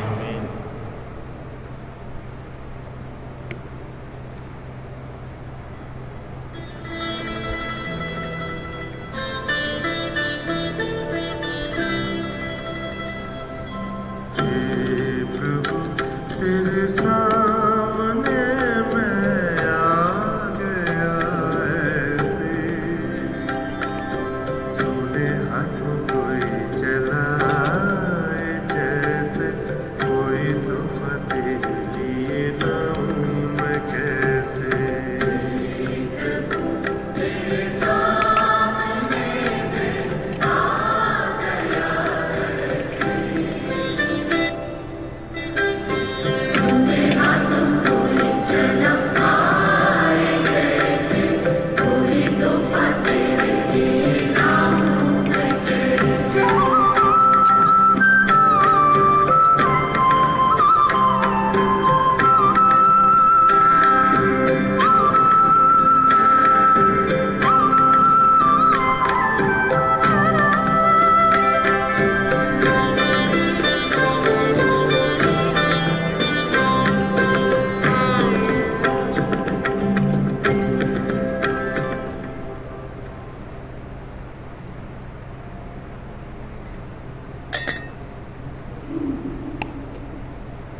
भाइयों बहनों, प्रार्थना कीजिए कि सर्वशक्तिमान पिता ईश्वर मेरा और आप लोगों का बलिदान ग्रहण करे।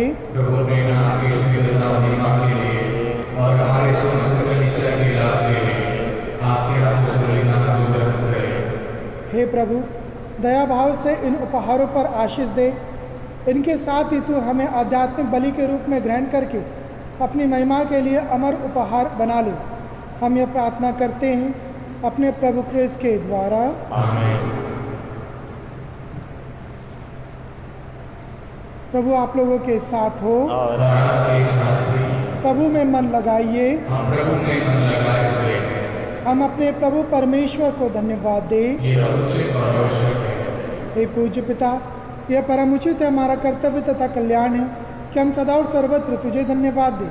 तूने दया से प्रेरित होकर संसार को इतना प्यार किया कि हमारे लिए ऐसा मुक्तिदाता भेजा जो पाप को छोड़ हमारे सदृश मानव जीवन बिता सके, और जिन बातों से वे तुझे प्रसन्न करते थे उन्हीं को तू हम लोगों में भी देखकर प्रसन्न होता रहे। हे पुत्र, तेरे पुत्र की आज्ञाकारिता द्वारा हमने उन वरदानों को फिर से पा लिया है जिन्हें आज्ञा भंग द्वारा पहले खो दिया था। इसलिए हे प्रभु, हम समस्त दूतों और संतों के साथ तेरा गुणगान करते हुए आनंद विभोर होकर एक स्वर से कहते हैं,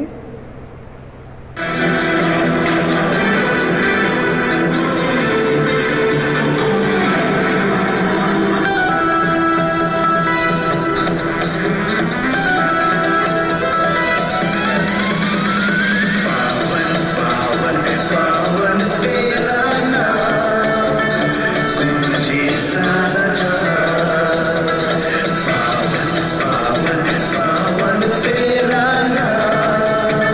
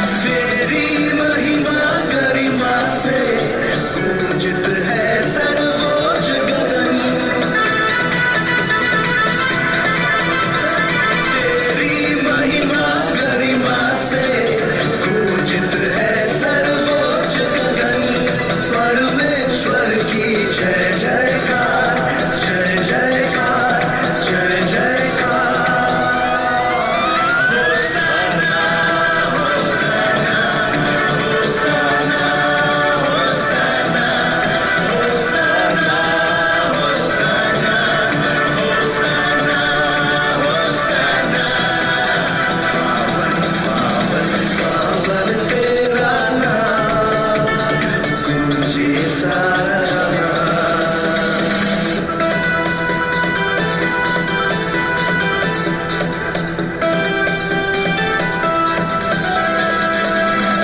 जो प्रभु यीशु नाम पर आते धन्य धन्य वो सब हर्षाते जो प्रभु यीशु नाम पर आते धन्य धन्य वो सब हर्षाते परमेश्वर की जय जयकार जय जयकार जय जयकार होसाना होसाना होसाना होसाना होसाना होसाना होसाना होसाना तेरा नाम जी सारा जहां जी सारा जहां जी सारा जहां हे परम पिता, तू वास्तव में पवित्र है, सारी पवित्रता का स्रोत है। हम तुझसे निवेदन करते हैं तो ये उपहार अपनी आत्मा के संस्पर्श से पवित्र कर दे कि यह हमारे प्रभु यीशु क्रिस्त का शरीर तथा रक्त बन जाए। जिस रात को यीशु स्वेच्छा से मृत्यु के लिए सौंपे गए, उन्होंने रोटी ली, तुझे धन्यवाद दिया और रोटी तोड़कर उसे अपने शिष्यों को देते हुए कहा, तुम सब इसमें से लो और खाओ, यह मेरा शरीर है जो तुम्हारे लिए बलि चढ़ाया जाएगा।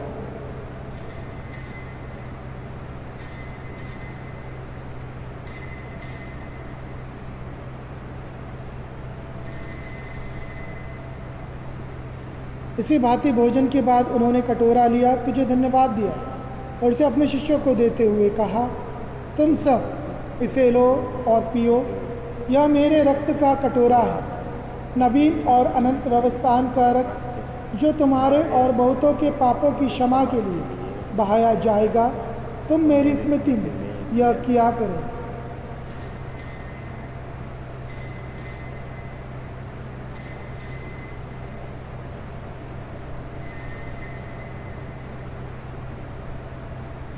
यह है हमारे विश्वास का रहस्य। प्रभु ने मरकर हमें अमर बनाया और पुनर्जीवित होकर हमें जीवन दान दिया, जिसे हम उनके पुनरागमन तक घोषित करते रहेंगे, घोषित करते रहेंगे। हे परमपिता, यह आज्ञा मानकर हम अपने प्रभु की मृत्यु और पुनरुत्थान की स्मृति में तुझे जीवन की रोटी और मुक्ति का कटोरा चढ़ाते हैं। हम तुझे धन्यवाद देते हैं कि तूने हमें अपने सम्मुख उपस्थित होने और अपनी सेवा करने का सौभाग्य प्रदान किया है। हमारा नम्र निवेदन है कि हम सब जो क्रिस्त का शरीर तथा रक्त ग्रहण करते हैं, पवित्र आत्मा के द्वारा एकता के सूत्र में बंधे रहें।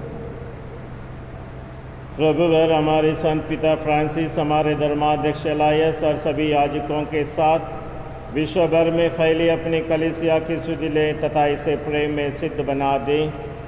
हे प्रभु, हमारे उन भाई बहनों की भी सुधिले जो पुनरुत्थान की आशा में परलोक सिधार चुके हैं, उन्हें और सभी मृतकों को अपने पुण्य दर्शन का सौभाग्य प्रदान कर हम सब पर दया दृष्टि डाल के हम भी अनंत जीवन के सहभागी बने और ईश्वर की माता धन्य कुंवारी मरियम, प्रेरित गण और सभी संतों के साथ जो युग युग में तेरे विश्वास के सेवक सेविकाएं बने रहे, तेरा स्तुतिगान कर सके, तेरे पुत्र यीशु क्रिस्त के द्वारा।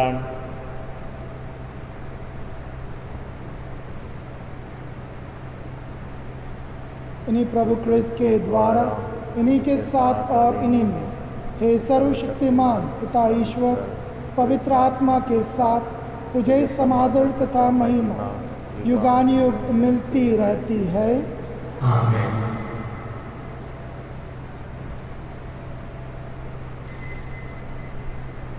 हम सब मिलकर पिता ईश्वर से प्रार्थना करें जैसे स्वयं प्रभु यीशु ने हमें सिखाया है। हे पिता हमारे, जो स्वर्ग में है, तेरा नाम पवित्र माना जावे, तेरा राज्य आवे, तेरी इच्छा जैसे स्वर्ग में है वैसे पृथ्वी पर भी पूरी हो। हमारा प्रतिदिन का आहार आज मिले और हमारे अपराध में क्षमा कर जैसे हम भी अपने अपराधियों को क्षमा करते हैं, और हमें परीक्षा में न डाल परंतु बुराई से बचा। हे प्रभु, हम तुझसे प्रार्थना करते हैं, सभी बुराइयों से हमें बचा और इस जीवन में हमें कृपापूर्वक शांति प्रदान कर। हम तेरी दया से सदा पाप से दूर और हर विपत्ति से सुरक्षित रहें और उस दिन की प्रतीक्षा करते रहें जब हमारे मुक्तिदाता यीशु ख्रिस्त फिर प्रकट होकर हमारी मंगल में आशा पूरी करेंगे। क्योंकि तेरा राज्य, तेरा सामर्थ्य और तेरी महिमा अनंत तक बनी रहती है। हे प्रभु यीशु ख्रिस्त, तूने अपने प्रेरितों से कहा है, मैं तुम्हारे लिए शांति छोड़ जाता हूँ, अपनी शांति तुम्हें प्रदान करता हूँ। तू हमारे पापों पर नहीं, अपनी कलीसिया के विश्वास पर दृष्टि डाल और उसे शांति तथा एकता प्रदान कर। तू युगानुग जीता और राज्य करता है। आमीन। प्रभु की शांति सदा आप लोगों के साथ रहे और आपके साथ भी। हम परस्पर शांति अभिवादन करें।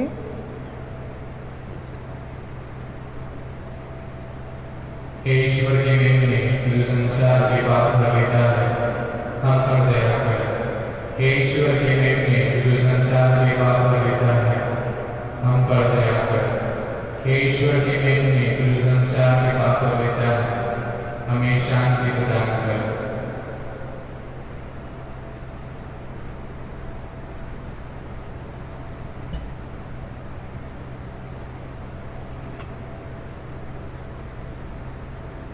देखिए ईश्वर का मेमना जो संसार के पाप हर लेता है। धन्य है वे जो प्रभु के भोज में बुलाए जाते हैं।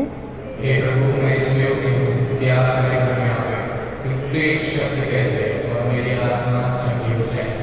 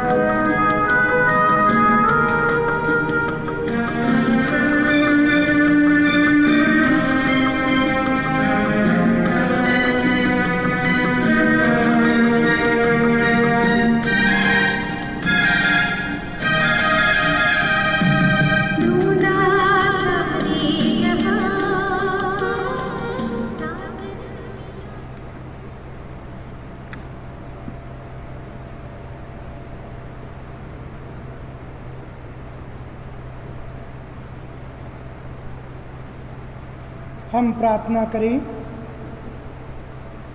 हे प्रभु, तूने हम सबको पावन रोटी से बल प्रदान किया है हमें दयापूर्वक अपनी शरण में ले ले, तो निरंतर हमारा पालन पोषण करता है, तो हमें अनंत मुक्ति प्रदान करने के योग्य बना दे। यह हमारी विनती है प्रभु क्रिस्त के द्वारा। कुछ विशेष सूचनाएं।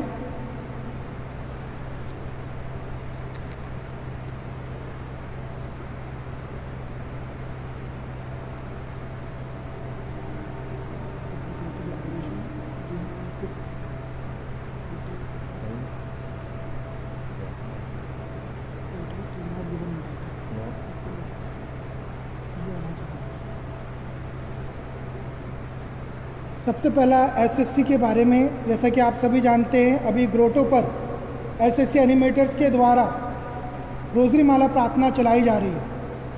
ये उन्हीं का इनिशिएटिव है और वे बहुत अच्छे से करते हैं, उनका सहयोग दो।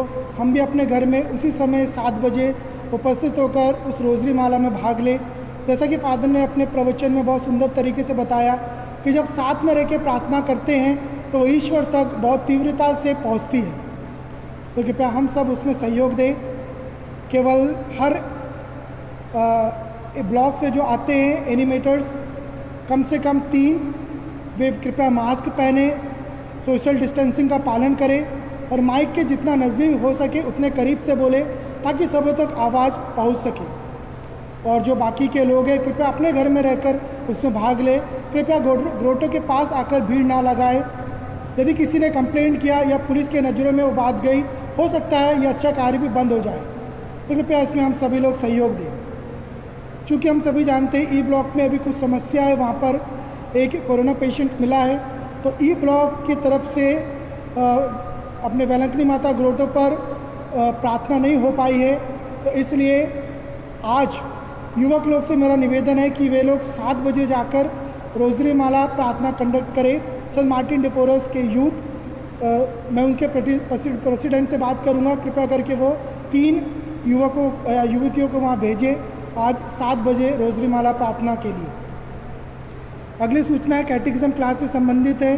काफ़ी बच्चों ने नाम भेज दिए हैं पेरेंट्स के द्वारा, एसएससी एनिमेटर्स के द्वारा। फिर भी कभी कभी नाम छूट गया है तो आप फिर से मुझको बता सकते हैं, उनका नाम हम ऐड करेंगे ग्रुप में। कृपया उस क्लास में भाग लें। अब घर में बैठकर बच्चे उस एक किताब में वो सभी वीडियो से रिलेटेड जो क्वेश्चन आंसर दिए हुए कृपया उसको लिखें ताकि उसके अनुसार वे पढ़ाई कर सकें। और कुछ बच्चे लोग का ऐसा है कि उनका परम प्रसाद संस्कार नहीं हुआ है, वो 7वीं 8वीं में पहुंच चुके या 5वीं में हैं। और हम सभी जानते हैं परम प्रसाद संस्कार की क्लास 4थी है, तो उसको 4थी क्लास में भाग लेना ही है। यदि वो 5वीं में है तो उसको 5वीं में तो लेना ही है, लेकिन 4थी क्लास का में भाग लेना जरूरी है, तभी उसको संस्कार प्रदान किया जाएगा। कृपया ऐसे जो लोग हैं जो अपने बच्चों को जानते हैं वो आके सूचित करें। अगला है क्विज कंपटीशन के बारे में। आप सभी जानते हैं 2 मुख्य कंपटीशन जो पल्ली की ओर से चलाए गए थे। सबसे प्रथम में वो ये है कि बाइबल राइटिंग कंपटीशन, उसमें मत्ती के सुसमाचार से प्रकाशना ग्रंथ तक पूरा आपको लिखना है। इंग्लिश में NRSV वर्जन, हिंदी में कामिल बुल्के का वर्जन, उसको आप लिखकर 4 अक्टूबर तक आखिरी तारीख है, उसके बीच में आप कभी भी जब भी कंप्लीट करते हैं उसको पल्ली भवन में लाके दे सकते हैं। रजिस्ट्रेशन फीस है 100 रुपये। और दूसरा जो कंपटीशन था वो ये था 100 बाइबल वर्स याद करने के लिए, जो बाइबल में आप कहीं से भी कर सकते हैं लेकिन स्रोत क्रमांक छोड़कर, और हर अध्याय से एक बाइबल वचन, उसमें भी आप भाग लें। रजिस्ट्रेशन फीस 100 है। उसकी परीक्षा से 6 सितंबर को होगी। इसी पल्ली के कैंपस में हम लोग आपको बताएंगे। कृपया उसके लिए हाँ, और NRSV बाइबल यदि इंग्लिश की किसी को नहीं मिल रही है तो पल्ली में आके ले सकते हैं। और विशेष प्रबंध करके उसको उपयुक्त कॉपियाँ पल्ली में बुलाई गई है। तो कृपया जिनको नहीं मिल रही है इंग्लिश NRSV बाइबल, वो सप्ताह के दिनों में पल्ली कार्यालय से प्राप्त करें। यदि कोई इच्छुक हमारे पल्ली वासी है, उनसे मेरा निवेदन है कि इस कंपटीशन के लिए जो पुरस्कार राशि है वे आप हमें प्रदान कर सकते हैं स्पॉन्सर्स के रूप में, क्योंकि हम सभी जानते हैं कि इतने प्राइज़ देना है तो उसके लिए पैसा की भी ज़रूरत है। तो जो दे सकते हैं कृपया करके ज़रूर दीजिए इस अच्छे कार्य के लिए। ताकि कोई व्यक्ति बाइबल लिखेगा, कोई व्यक्ति बाइबल याद करेगा, उसका जीवन सुधरेगा, तो आप भी उसमें सहभागी हैं। आप लोगों से निवेदन जो दे सकते हैं, कृपया उदारतापूर्वक पल्ली कार्यालय में आकर या फिर फादर से पर्सनली या मुझसे पर्सनली आप कांटेक्ट कर सकते हैं। अगला है यूथ प्रोग्राम के बारे में।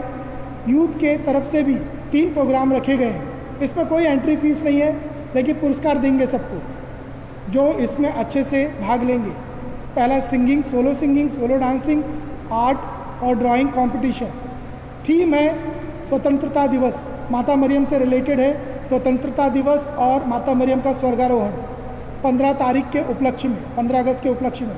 अंतिम तारीख जमा करने की है 12 अगस्त। तो यदि आप अच्छे सिंगर हैं, सुंदर गीत आप गा सकते हैं, खुद से रिकॉर्ड कर सकते हैं और वो वीडियो आप भेज सकते हैं, वो आपको डिटेल्स मार्टिन डिपोरस यूथ फेसबुक आईडी पे मिल जाएगी। क्योंकि इस समय पर मैं आपको बताऊंगा तो भी आप नोट नहीं कर पाओगे आईडी, तो कृपया करके फेसबुक आईडी पे आप जाके सर्च करें, आपको सब पूरी डिटेल्स मिल जाएगी। तो यदि आप अच्छा गा सकते तो ज़रूर भाग लें। देशभक्ति गाना या माता मरियम के ऊपर 1 गाना या 2 गाना, जितने भी आपको गाना गाना है, मैं मैक्सिमम 5 मिनट के अंदर। उसी प्रकार डांस कंपटीशन में भी आप देशभक्ति के ऊपर गाने में डांस करना चाहते हैं, माता मरियम से रिलेटेड, 5 मिनट के अंदर आप जितने भी गाना चाहे उतने में आप डांस कर सकते हैं और वो सुंदर वीडियो बना के हमको भेज सकते हैं। उसी प्रकार ड्राइंग और आर्ट्स कंपटीशन के लिए भी लागू है और आप जल्द से जल्द इसको भेजें। मेरा यही अनुरोध है, जितने लोग इसमें भाग ले सकते हैं, वे लोग जो 10वीं पास किए हैं वहाँ से लेकर जिनकी शादी नहीं हुई है। ऐसे बहुत से लोग हैं जो 70 साल की भी शादी भी नहीं हुई है। कृपया करके वे लोग जो लगभग 30-35 साल तक के हैं इसमें ज़रूर भाग ले। ये विशेष हम लोग रख रहे हैं अपने युवक लोगों को इनकरेज करने के लिए। उनमें बहुत अच्छा टैलेंट है, बहुत अच्छी चीज़ें वो करते हैं, क्यों ना वो प्रभु के लिए करें, उसको हम रिकॉग्नाइज़ करें, उनको हम आगे बढ़ाएं। अगला नोटिस है वो भी यूथ से रिलेटेड है।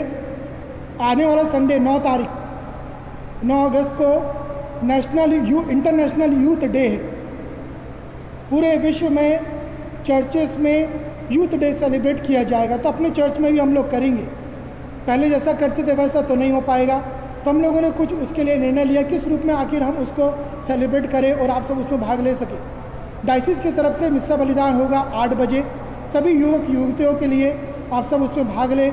लिंक आप तक पहुंचा दिया जाएगा या आप यूट्यूब या फिर फेसबुक चैनल पर उसको प्राप्त कर सकते हैं। दूसरी चीज़ कि अपने पेरिस में भी हम लोग करेंगे, वो है 11 बजे। कृपया करके यह टाइम नोट कर लीजिए, 11 बजे अगले रविवार 9 अगस्त को 11 बजे वो सेलिब्रेट हम करेंगे गूगल मीट पर या जूम पर। उसका लिंक भी आपको फेसबुक से मिल जाएगा। कृपया इतना मेहनत करके ज़रूर फेसबुक से लिंक आप प्राप्त करें और व्हाट्सएप ग्रुप पर भी आपको शेयर किया जाएगा। 11 से 12 बजे तक एक छोटा सा प्रोग्राम है, उसमें मानव जीवन के मूल्यों को बहुत सुंदर तरीके से बताया गया है। अनेक लोग उसमें बहुत प्रोत्साहित रूप से आपको उसके बारे में बताएंगे।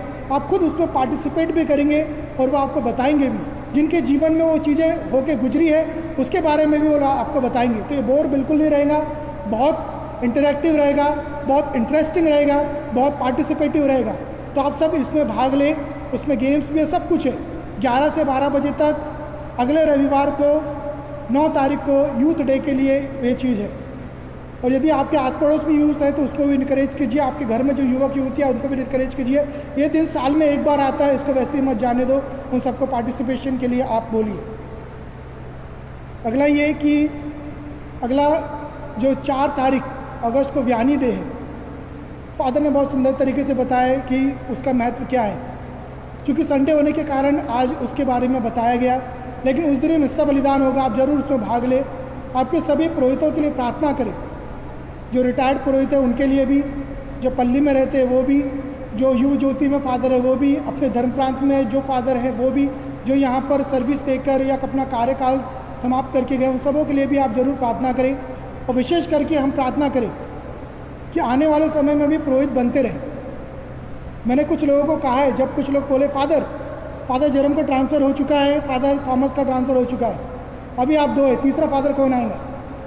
मैं यही उनको बोला, 3 से 2 हो गए, 2 से 1 भी हो सकते हैं, 2 से 1 भी हो सकते हैं, क्योंकि पुरोहितों की कमी है। पुरोहितों के बारे में हम सब कुछ लोग जानते हैं, उनकी जीवन की खुली किताब है, सब आप पढ़ सकते हैं। हम में बहुत सी कमियां भी हैं, आप 100 कमियां गिना सकते हैं, 100 बुराइयां भी गिना सकते हैं, लेकिन फिर एक पुरोहित को खड़ा करना बहुत मुश्किल है। मेरा आपसे निवेदन है कि जो बच्चे हैं उनको इनकरेज करो, ऐसा माहौल प्रदान करो कि उनमें 10% भी आशा है तो 90% तक पहुंच सके। वो हमारा काम है पहुंचाने का। यदि हम हमारा जीवन बेकार में जीते, गाली गलौज में जीते, वो बोलेंगे जा तू पढ़ाई कर, फादर बनो, वो नहीं बनेगा जब तक हम एक सुंदर माहौल नहीं प्रदान करेंगे। कृपया करके इस पर ज़रूर हम लोग ध्यान दें, अपने बच्चों को इसके लिए प्रोत्साहन दें। और आने वाली 8 तारीख को संत डोमिनिक का पर्व है।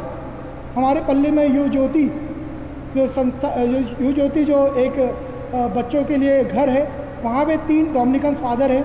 सेमिनरी हिल्स में भी डोमिनिकन फादर से जो रोजरी पैरिश संभालते हैं और ब्रदर लोग को सेमिनरी में पढ़ाते भी हैं, उन सब लोगों का पर्व दिवस है। हम उन सब लोगों को भी याद करें, उनके लिए भी हम लोग विशेष प्रार्थना करें। और 6 तारीख को रूपांतरण का पर्व है प्रभु यीशु मसीह का, उस दिन भी हम लोग मिस्सा बलिदान में भाग लें और प्रार्थना करें। बिशप स्वामी जी द्वारा ये घोषणा की कि 5 तारीख को पूरे धर्म प्रांत में कोरोना वायरस समाप्ति के लिए और जितने भी लोग इससे पीड़ित हैं उनको लिए प्रार्थना करने का दिवस है। तो इसलिए आप अपने अपने घरों में और विशेष रूप से जब यूकरिस्ती आराधना होती है 2:45 से और सवेरे मिस्सा में आप जहाँ कहीं भी रहेंगे ऑनलाइन प्रार्थना में भाग लेकर पूरे धर्म प्रांत के लोगों के साथ शामिल होकर इस समस्या को हल ढूंढने के लिए प्रार्थना में भाग लेंगे।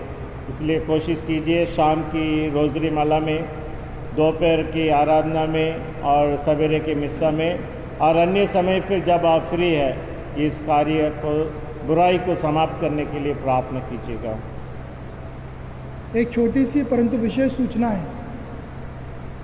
हमारे पल्ली में ऐसे बहुत से युवक युवतियां हैं या फिर जो पहले से शादीशुदा है या जो वे लोग कलीसिया के द्वारा शादीशुदा नहीं है लेकिन एक अनैतिक रूप में अपने जीवन को गुजार रहे हैं, जिनके बारे में फादर ने प्रवचन में बताया, जो बिना शादी के साथ में रह रहे हैं और उनकी संतानें भी है, या फिर वो पति को छोड़कर दूसरे व्यक्ति के साथ है या पत्नी को छोड़कर वो दूसरे व्यक्ति के साथ में। ये बहुत ही गलत जीवन है। मेरा उनसे अनुरोध है, पल्ली में आओ, हम बताएंगे सही तरीका क्या है, जितना भी हो सके मदद करेंगे, लेकिन वैसे ही मत जीते रहो, क्योंकि आप तो जी लोगे लेकिन आपके आने वाली पीढ़ी वो बर्बाद हो जाएगी, वो किस रूप में समाज में जिएंगे। और मैंने अक्सर सुना है कि जब लड़का लड़की एक दूसरे को पसंद करते हैं तो यदि माता पिता राज़ी नहीं है तो कहीं भाग के जाकर शादी कर लेते, या फिर लड़की किसी दूसरे समाज की है, लड़का किसी दूसरे समाज का है तो कोर्ट में शादी कर लेते। यहाँ आओ, यहाँ तरीका है, चर्च में शादी होगी। काफ़ी लोगों को लगता है ऐसी स्थिति में चर्च में शादी नहीं देते, होती है शादी। आप आओ, पता करो, आपको बहुत अच्छे तरीके से बताएंगे किस रूप में करना है। तो कृपया कोई गलत निर्णय ना ले।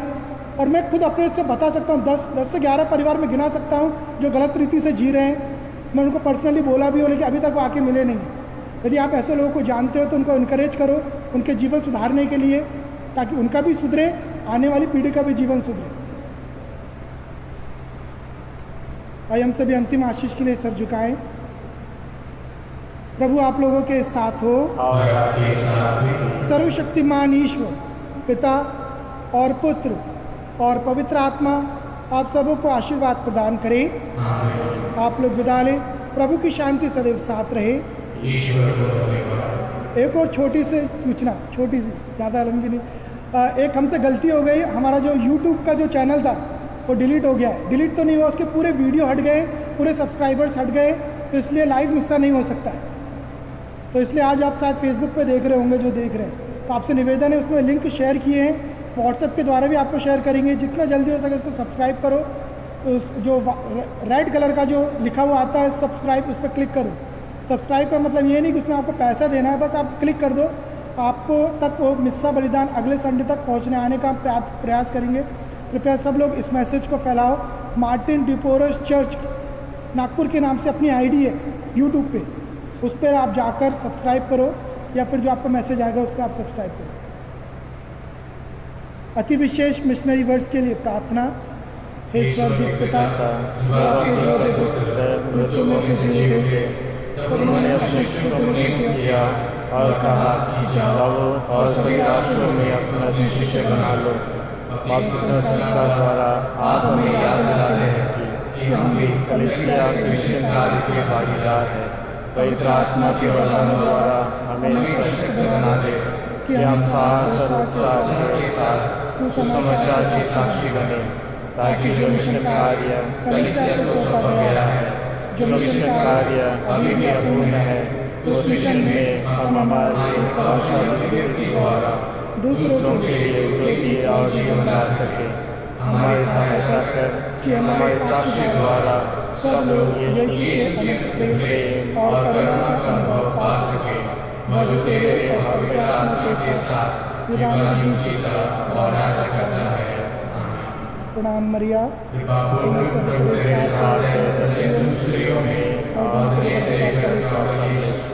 हे संत मरिया परमेश्वर की माँ, प्रार्थना कर पापियों के लिए अब और हमारे मरने के समय हमें।